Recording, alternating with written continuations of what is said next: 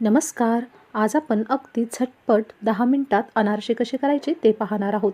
अगदी सोपी ही पद्धत आहे. कुठल्याही प्रकारचं पीठ बनवावं लागत नाही, मुरवावं लागत नाही किंवा मग अनारशाचं पीठ चांगलं जमेल की नाही, अनारसे जाळीदार होणार की नाही याचे देखील अजिबात टेन्शन नाही. अगदी 100% खुसखुशीत, कुरकुरीत व आतून जाळीदार हे अनारसे तयार होतील. या इन्स्टंट अनारसे बनवण्यासाठी 1 वाटी तांदळाची पिठी घेतली आहे.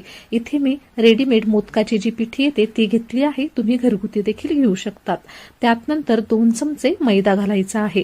त्यानंतर 1 वाटी इथे मी छान असा बारीक चिरून गूळ घेतला आहे व इथे सुरुवातीला 4 स्लाइस इथं मी केळाच्या घातल्या आहे. केळ घालताना अगदी थोडंच घालावं म्हणजे मिश्रण हे पातळ होत नाही. त्यानंतर हे मिश्रण आपण मिक्सरला छान असं साधारण 2 ते 3 मिनिट कंटिन्यू फिरवून घ्यायचं आहे म्हणजे अगदी परफेक्ट असं कन्सिस्टन्सीचं हे पीठ आपलं तयार होतं. इथे तुम्ही बघू शकतात अगदी छान हे पीठ आपलं तयार झालं आहे. आता एका ताटात काढून आपल्याला हे पीठ अगदी छान असं मऊसूत मळून घ्यायचं आहे. आता या ठिकाणी केळं तुम्ही लागलं तर आणखी ऍड करू शकतात, परंतु मला फक्त 4 स्लाइस इथं केळाच्या लागल्या आहे. आता हे पीठ मी अगदी मऊसूत असं मळून घेतलं आहे. तुम्ही बघू शकतात अगदी सॉफ्ट असा याचा डव तयार झाला आहे. अगदी पेढ्यासारखाच याची आपल्याला कन्सिस्टन्सी करायची आहे.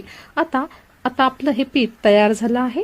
त्यानंतर एका बाजूला इथे मी खसखस घेतली आहे व हाताला थोडं तेल लावून घेतलं आहे. यानंतर आपल्याला अनारशासाठी एक छोटासा गोळा घ्यायचा आहे व तो छान हातावर मळून अशा पद्धतीने खसखशीवर बोटांच्या साह्याने गोल फिरवत त्याला अनारशाचा गोल गरगरीत आकार द्यायचा आहे. खालच्या बाजूने खसखस आपल्याला पेरायची आहे जेणेकरून ती छान अशी अनारशाला टिकून राहते.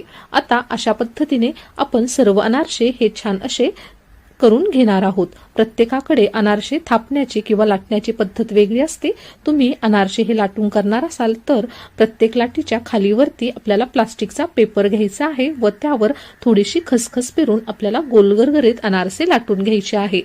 अशाच पद्धतीने आपण आता बोटाच्या साह्यानेच गोलगरगरीत अनारसे करून घेणार आहोत. आपण अनारशाचं पीठ करत असताना 2 चमचे मैदा वापरला आहे. बराच वेळेस काय होते की इन्स्टंट अनारसे ज्यावेळेस करतो त्यावेळेस गुळाचं प्रमाण कधी कधी कमी जास्त होतं, त्यामुळे अनारसे हे तेलात सोडल्यावर विरघळू शकतात. ते टाळण्यासाठी इथे मैदा वापरला की ते आपले विरघळत नाही. आता आपले अनारसे देखील सर्व थापून तयार झाले आहेत. तेल देखील छान असं तापलं आहे. गॅसची आच आपल्याला मध्यम ठेवायची आहे. तेलावर आपण एक छोटासा पिठाचा गोळा टाकून पाहिला, तो छान वरती आला म्हणजे तेल तापलं आहे. त्यानंतर अनारसा आपल्याला तेलावर खसखशीची बाजू वरती करून सोडायची आहे व व्हिडिओत दाखवल्याप्रमाणे चमचाच्या किंवा झाऱ्याच्या साह्याने अनारशावर कंटिन्यू आपल्याला तेल घालत हे अनारस तळून घ्यायचं आहे.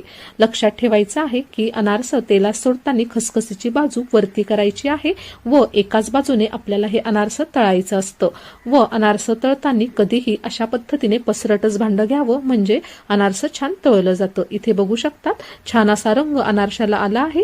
छान खमंग आपलं हे अनारस तळलं गेलं आहे.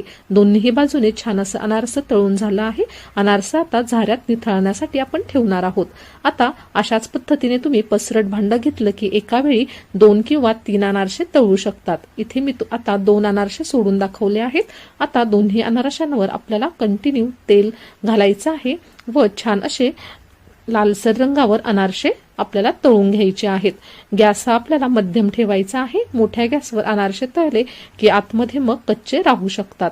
आता बघू शकतात दोन्ही अनारसे छान असे तळून झाले आहेत व रंग देखील अगदी छान आला आहे. जाळी देखील अगदी सुरेख पडली आहे. तुम्ही बघू शकतात इन्स्टंट अनारसे आपण करत आहोत, परंतु अगदी सुरेख, छान, खमंग, खुसखुशीत व जाळीदार हे दिसत आहेत. आता अशाच पद्धतीने इथे सर्व अनारसे आपले तयार झाले आहेत. अनारसे आता थंड झाले आहेत व तेल देखील आपण निथळून घेतले आहे. आता या ठिकाणी तुम्ही बघू शकतात की आतून देखील हे अनारसे छान असे जाळीदार तयार झाले आहेत. अगदी इन्स्टंट आपले हे अनारसे अगदी 10 ते 15 मिनिटात तयार होतात. आपण पारंपरिक पद्धतीने जे अनारसे करतो त्याचप्रमाणे याची देखील चव अगदी छान लागते. तुम्ही नक्की ट्राय करून बघा व रेसिपी आवडल्यास जास्तीत जास्त लोकांपर्यंत शेअर करा व अशाच नवनवीन रेसिपी पाहण्यासाठी चॅनलला नक्की सबस्क्राईब करा.